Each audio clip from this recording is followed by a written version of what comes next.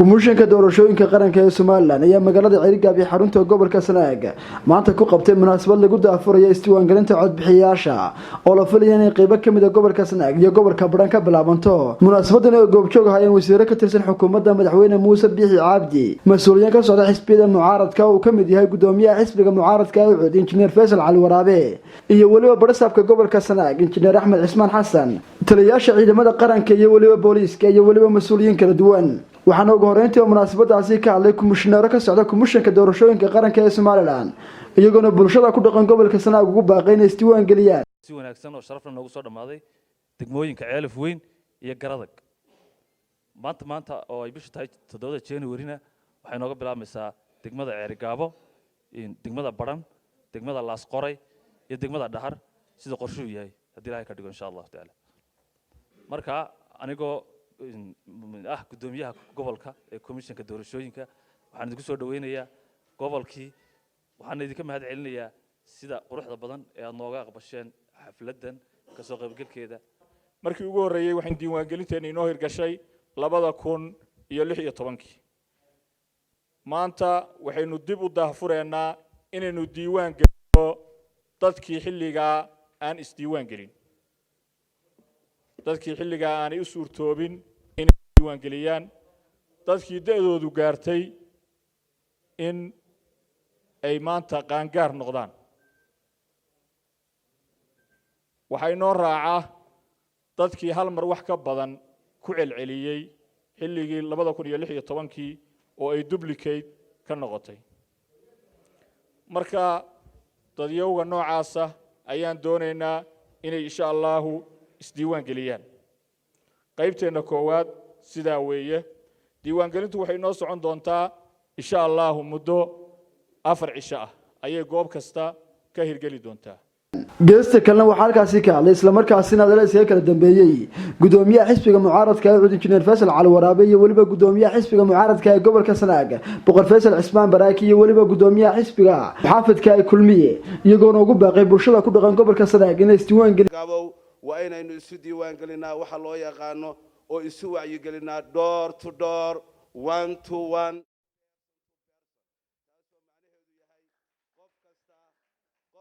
qofka uu salaamo waa inuu yiraahdaa saaxiib ma isdiiwaan gelisay, reer waliba reerka ku xiga waa inay yiraahdaan deris ma isdiiwaan gelisay, tuulo waliba tuulada u dhow waa inay tiraahdaa deris ma isdiiwaan gelisay.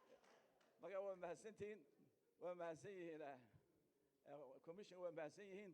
ninka maxamuud si fiican buu idin lahad maxamuudow Sanaag hadaynu nahay insha Allah taala waxa laynu ka baahan yahay inaynu isdiiwaan gelino oo kaararka qaadano oo dadkii hore aan fursadan helin ay fursadda ka faa'iideystaan, intii qaan gaadhin ay fursadda ka faa'iideysato oo qaadato kaarka.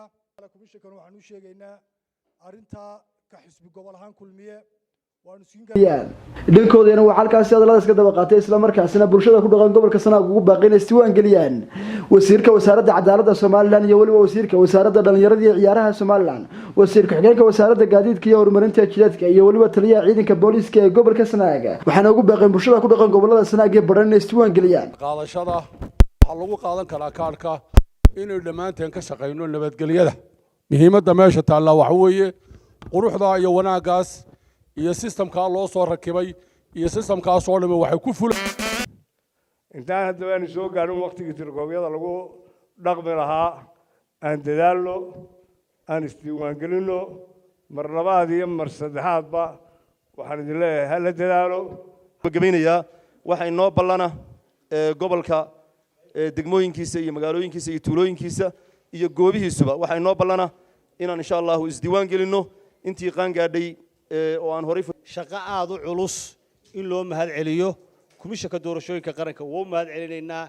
ilaahay ha idinka jisaaisiyo shaqada aad u haysaan dadkiina iyo dalkiina baan leenahay, waana ku hambalyeeynaa shaqada wanaagsan ay dalka ka soo qabteen. gabagabadina waxaa halkaasi ka hadlay maayirka degmada Cirigaab Ismaaciil Xaaji Nuur, barasabka gobolka Sanaag iyo waliba barasabka gobolka Badhan.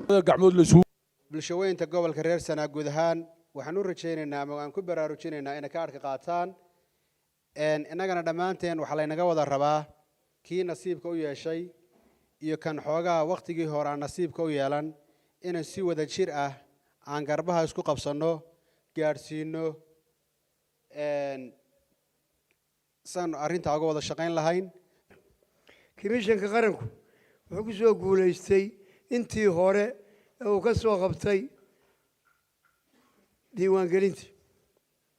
waxaan rajaynayaa labadan gobol ee bariga ee Sanaag iyo Sool inay ku guuleysan doontaan. wax kula qaybsanayno gobol ahaan aynu qaranka kula qaybsanayno ayay kor u qaadaysaa. mar labaad waxaad hadhow ku caawinaysaa gobolkaaga ama dalkaaga aad ugu halgamaysaad rabtaa ka jecesha inaad ku doorataana waa kaarka maanta aad qaadanayso. haddaad maanta kaarka qaadan weydo gobolkii uma heelinaysid. عدنان عبد الرشيد علي تلفزيون عالمي كلسن تي في عريقاب.